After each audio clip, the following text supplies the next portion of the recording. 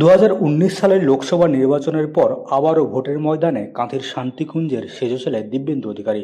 তমলুকের প্রাক্তন এই তৃণমূল সাংসদ এখন বিজেপির অন্যতম মুখ।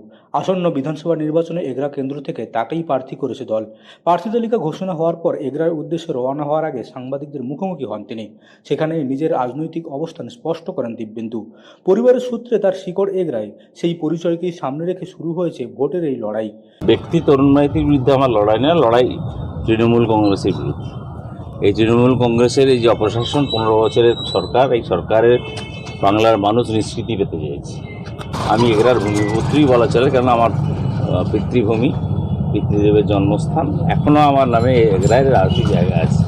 স্বাভাবিক, কারণ আমি এগরার বাইরের লোক নয়, আমি ঘরের ছেলে, আমি আবার ঘরের যাচ্ছি। এটা আমাদের কাঁথি এগরার রেল লাইন, এটা মাননীয় রেলমন্ত্রী আমাদের বিরোধী দল নেতাকে আশ্বস্ত করে এবং তার অনুমোদন দিয়েছেন। মাননীয় প্রধানমন্ত্রী যার জন্য বাজেটে টাকা অনুমোদন দিয়েছেন।